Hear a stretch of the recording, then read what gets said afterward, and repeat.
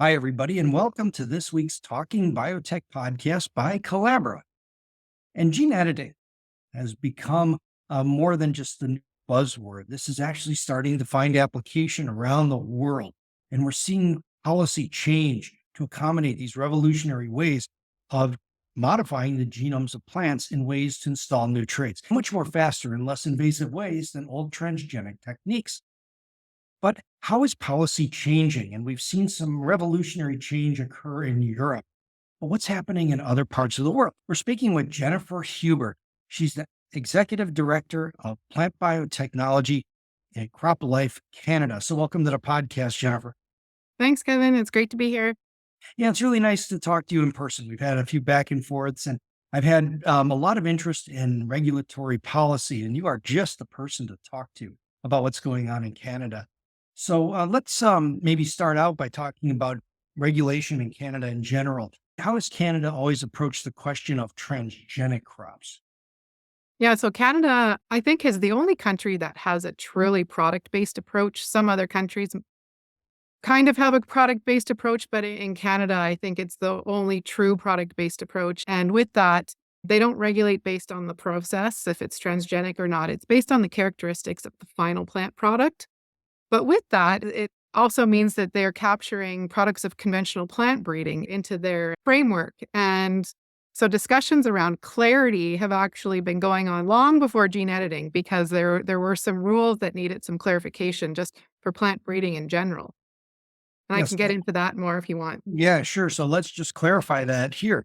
We're talking about plant breeding. So any kind of plant genetic improvement in Canada falls under a different level of scrutiny. And I guess this is to kind of resolve the issues that we always said in biotech, we're able to tweak one trait. But if we could do mutation breeding, we might affect 10,000 genes in ways we don't understand, or plant breeding, mixing whole genomes together, making hybrids. So, what was really the nuance in Canada's regulatory framework? So up until recently, the framework we were working under was a concept of being outside the range. So if you had a trait that was outside the range of what was naturally seen, then you'd be considered novel. But from a breeder's point of view, they're constantly breeding for novelty. And really, they don't have anything, they don't have a new variety unless it's novel and kind of outside the range. So, what does it mean from a regulatory point of view to be outside the range? There's been a longstanding confusion over that because basically it describes plant breeding. So, we've been looking for a long time to clarify the rules just for plant breeding. And then in comes gene editing and even more reason for us to need clarification because we've seen all transgenics have gone in for an assessment. Very few products of conventional breeding have required a pre-market assessment. So what really are those products of conventional plant breeding that they want to see, and where's gene editing going to land? And so recently, the government has gone through consultations over the last few years and had some scientific panels to really revise those rules, and it's all within the existing regulations and just refining the guidance and their interpretation of what it means to be novel and what requires an additional assessment in addition to what industry and some of the other seed and breeding things that are already happening. And so they've maintained that product-based approach, but provided clearer clearer rules and guideposts as to what needs to come in. And they've said anything that contains foreign DNA, so it doesn't matter how it's been put in there, but if it's foreign, couldn't have been there through sexual compatibility, then it has to come in. And then also some very specific endpoint criteria that will match with whatever endpoint is being assessed. So we have three agencies, or three departments within two agencies that do the assessments. There's feed, environment, and food review. So each of them have identified specific endpoints that if you've changed this, then we would need to see it. And they're different for each one. So things like for food, they're saying, okay, if you've modified or introduced an allergen, a toxin, or a key nutrient that has maybe an upper tolerable intake level, then those are the types of things we want to see. So it's really taken that uncertainty out of like, okay, am I outside the range? Is this enough to be regulated? And really clarified that. So that's important for not just gene editing, but plant breeding at large, which we had seen was inadvertently being hindered by the system. Yeah, but how do you know if you've bred? So I guess if the trait you're breeding is something novel, it would matter because a lot of traits happen that we don't anticipate. A lot of times there have been examples of allergens that have shown up in crops through traditional breeding that you didn't anticipate to move that would have really evaded this framework if we were breeding for a non-novel trait. So say something like an enhanced disease resistance or something that was already there, you just made better. You see where I'm going there? How does it just seems like this is a real regulatory mess because we're trying to define what novel is and then not paying attention to all of the other traits that move along with it. Yeah, so this is really about the intended trait that you've put in there, and it's working with the understanding. We had an expert panel of some plant breeders and molecular biologists that spoke to regulators, really explaining that the plant breeding process has created safe products, that breeders know their plant and know when they need to measure allergens or toxins or which ones to measure. They're not always going to be like the transgenic GMO style risk assessment. You have to analyze a huge set of compositional analytes and agronomic analytes according to the biology of the crop. Very extensive and not always necessary and not done. It's done for transgenic plants, but not always done in plant breeding. And it's not needed because we know plant breeders know their crop and know when to measure specific things. So putting the trust in plant breeding has been the biggest thing with this new guidance. And along with the new guidance, they also, Health Canada came out with a scientific opinion on gene editing and how there's no unique risks in gene editing compared to plant breeding, and we trust what plant breeders do. So that was a really key piece as well. Yeah, even less risk because you know precisely the gene you're changing, Mhm. and you're allegedly leaving the rest of the collateral genome alone. With some exception, we know that happens, but we can assess that, right? And so, what is the pre-market assessment? You mentioned a little bit about looking at a certain level of analytes that were present. Is it really that it just kind of a compositional test? Oh, it's a very extensive. So once you do trigger and you go in, whether you're conventional or gene editing or GM, you're subject to pretty much the same type assessment, and it's based on international standards from Codex and OECD. So it's reviewed by a whole bunch of different scientific disciplines, toxicologists, molecular biologists, nutritionists. And so they're looking at composition, agronomy, molecular characterization, toxicology if needed, depending on the trait. And that's kind of our next step of improvements is now that we know more about what happens in the plant in just natural variation and how that is well controlled in plant breeding, do we need to still do all of these studies? Can we rely more on hypothesis-driven, data requirements and just more kind of proportionate risk assessment? Yeah, and folks who've done regulatory approval process in transgenics would say that it's expensive and onerous and takes too long. How has this kind of product-based framework affected the speed of things like breeding for novel traits, or especially when they're needed novel traits? Mhm. How much does this hinder the process? Oh, it's the latest numbers that came out were that it takes $115 million and 16 and a half years to bring a product to market from research to commercialization. And that has essentially limited the technology to large multinational companies that have the money and to large field crops that are planted on large acres that can realize the return on investment. The latest study has shown that the time has increased by 3 years, mostly due to increases in regulatory, and the cost has decreased by about $20 million, mostly due to efficiencies in the research and development process.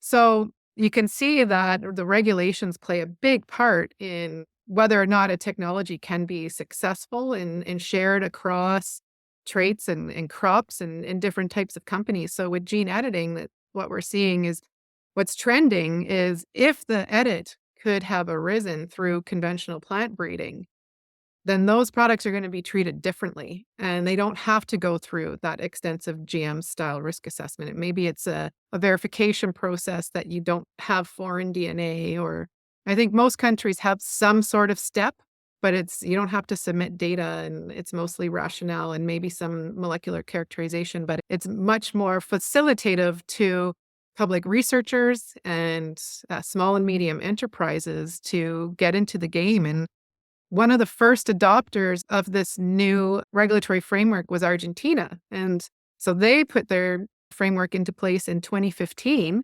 So almost 10 years ago now. And in 2020, there was a study that came out that showed the types of submitters and products that were going in. And it's been a complete 180 compared to they used to see 90% of their notifications were from large multinationals. It's completely flipped where 90% is now small, medium enterprises and public institutes. So I think that's very demonstrative of what the impact that these regulations can have in facilitating innovation that we really need to mitigate some of our climate issues and food security and sustainability.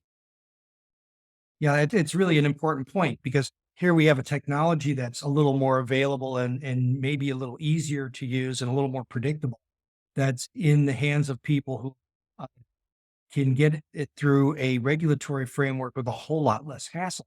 So it seems like we're democratizing this technology a little bit more, which people who have been opposed to it should be happy with. But how have these rules been accepted in your view by the folks who are opposed to genetic engineering in crops? Yeah, I think that you're still seeing a lot of opposition to it. There's a lot of what I'm seeing is fear of unintended effects. And I think that just comes from a lack of misunderstanding of what happens all the time in natural variation and what we've learned. And so I am seeing broader acceptance, especially less concern when there's no foreign DNA. That seems to have less concern from regulators and the public. So that's sitting well with people and that's great. But we don't want to also demonize transgenics because they're safe as well, but they've been caught up in this system that's and needs some updating. So not to say that transgene is any less safe, but it's going to take some time, I think, to get that being a little bit more accepted and bringing down what we're currently doing for regulation. That's an excellent point. So we're speaking with Jennifer Hubert. She's the executive director of plant biotechnology at CropLife Canada. This is the Talking Biotech podcast by Collabra, and we'll be back in just a moment. And now we're back on the Talking Biotech podcast. We're speaking with Jennifer Hubert. She's the executive director of plant biotechnology at CropLife Canada. We're talking about the new regulations for gene editing as they apply to Canada and fit within the larger framework of gene editing policy as we look internationally. And one of the big questions is how does this technology apply? Like, where are we seeing it applied where it really matters? And so, do you have a good example of something crop that Canadian farmers are growing that has benefited or stands to benefit from gene editing technology and a lesser level of regulation? Oh, I think as long as there's acceptance in the crop, I think all of the crops could stand to benefit from it. I mean, it's just another tool in the toolbox. It's not kind of the end all be all answer, but it just provides another tool. There hasn't been a whole lot of research done in Canada specifically, and no products come to market yet. I think it's going to take time. There's still a lot of concern over what the global regulatory environment is going to look like. And of course, with bulk handled crops, you need to make sure that you have access to those markets and you don't mess them up. So I think until we have a little bit more certainty, it's going to be a while before we see really that uptake in commercial applications. But research is showing there was a study done a few years ago that scoured the literature for all the application research that's been being done globally. And it showed that research was being done in over 60 crops. So compared to the less than a dozen crops that we have today that are GM, like that's amazing. And it's showing what kind of traits that they're targeting. And still over a third is going to be those agronomic traits, but we're also seeing almost a third are composition and nutrition traits that we haven't seen a whole lot of. And specialty crops. So some of the products that have come out in the US, you have lettuce, lettuce, non-browning mushrooms. So really things that can relate to the consumer and I think can go a long way in showing direct benefit. And helping with that public acceptance message. Yeah, that is pretty exciting. But when you're talking about Canada, what are the major crops that are being exported that have to be looked at very carefully to consider export markets for acceptance of the traits? What are we growing here? Yeah, so we're talking corn, soybean, canola, and wheat. So, of course, corn, soybean, and canola, most of that grown in Canada is already genetically modified, but wheat isn't. So I think there is a lot of opportunity for wheat, but it's going to really depend on the markets that it's being sold into in the acceptability there. Yeah, what about pulses? We always talk about pulses. So Yeah. these are essentially beans, fancy word for the bean. But how are the pulses? I haven't seen much on the pulses, and I don't know much about that area because there hasn't been anything GM, and I'm focused on what's genetically modified. But yeah, certainly some opportunities there. I think sustainable proteins and impulses has been a big thing, and so I think there's opportunity there. Do you think that the changes that have occurred in the EU stand to favorably affect policy in places like Canada? So the changes in their regulatory. In the regulatory, or at least what appears to be the regulatory, but also their public Yeah. perception Yeah. of gene editing as a less invasive form of biotechnology that seems to be more effective. There's a potentially targeted export market as well as just the influence of this being more acceptable in other venues, other and additional venues. Yeah, I think for some crops that are where there's a lot exported, it will be very much dependent on those markets like Europe, China. China's trending pretty well as well, but they also want to be completely independent. So it's going to take a while to get there. But in terms of, yeah, acceptability of the technology and what the regulations are going to be like, it's looking really good for for these large bulk commodity, bulk traded crops. There's a commitment by the developers to not even grow it in Canada, to not launch it to their customers in Canada until you have those export market approvals. So if Europe's taking 10 years, then Canadian growers are being denied the technology, even though it's approved in Canada, they're being denied the technology until Europe approves it. So, Um, yeah, but that really, you said a word in there. You said acceptance, right? And so, what is it that we can do either as academics, as trade organizations, as farmers? How do we switch that? And I mean, I've been at it for a long time, but are the rules a little bit different? And are we seeing progress? And how do we continue to get acceptance for a good, rather innocuous technology? Yeah, I think scientists have a big role to play. Certainly, any kind of public acceptance survey work that I've seen or that CropLife has done, scientists come out on top consistently as the most trusted resource. So I think there is a big role for scientists to play um, in public outreach and in policy development. I think throughout the last few years, as Canada was developing their new policies, the scientific community was not overly involved in it, and that was, a community that we reached out to quite a bit to say, "You guys need to, have a say in this as well," and I think it's really important, and I think we saw the effects in Europe where lots of scientific groups came together and wrote statements and letters to the government saying, "We need this technology. We need it to be competitive. We need it for sustainability." And I you can see the impact that's having, that I did not anticipate Europe would move so fast in developing some pragmatic new guidance that separates out gene editing that could have been developed with conventional breeding is being put into a separate category. So I think that's fantastic, and I think we need to keep going in that direction. I agree with you 1,000%. I think it was the direct advocacy of scientists being involved in this process. Finally, I mean, I know a lot of scientists over there who kind of sat on their hands and said, not my problem. Of course, there were many who are very active in making this happen and organizing, and that's just been fantastic. And maybe that's a good lesson for the rest of us in the world is to be actively engaged in this process from academic or industry scientists, be engaging policymakers because the other folks certainly are. Yeah, absolutely. When the government gets a letter that says thousands of scientists support the safety and the need for this technology, that's pretty impactful. Yeah. And so where is all this going next? I mean, do you think that this is ultimately a trend that we'll see a loosening in restrictions as technologies prove to be safe and as the disaster fatigue of, I always call it, the disaster fatigue kind of starts to wane? Yeah, I think sustainability messages and the need for technology is really overshadowing, I think, some of the fear and the concerns over technology. And I think when the it's always hard. We have science-based policies, particularly in Canada, but when the science supports doing less, that's a more difficult conversation to have. It's hard to pull away from something you've been doing for so long, even when the science supports it.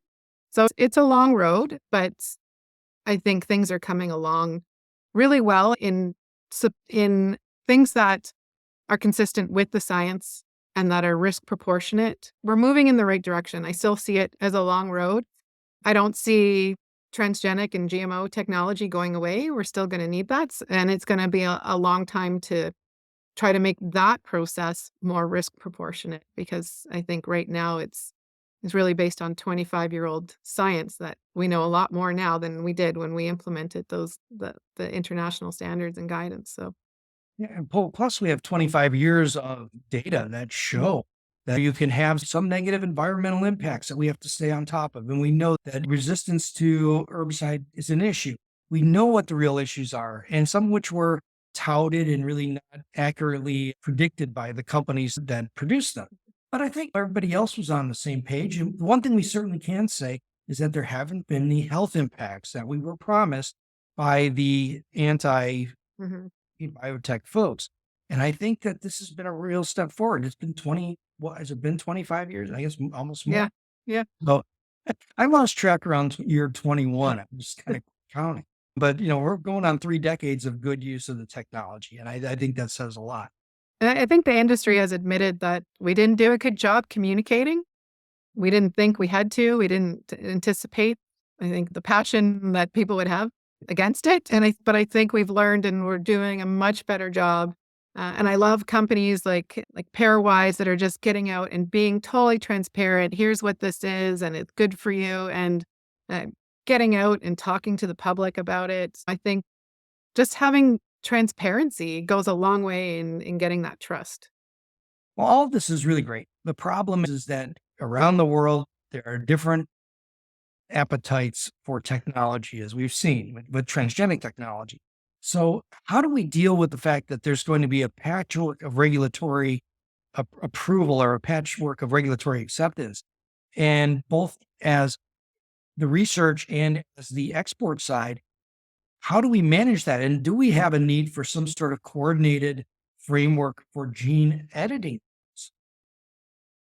Yeah, I think 100% we do. I think the good news is that for the most part, most products will be regulated in the same way across countries. There's different nuances that exist that make it complex for determining, and you have to pay attention to those nuances because there might be slight differences where one product might be regulated in one country and not others because of those differences. But I think for the most part, it's going to be consistent. But we do need to watch for those differences and see how they're going to impact things.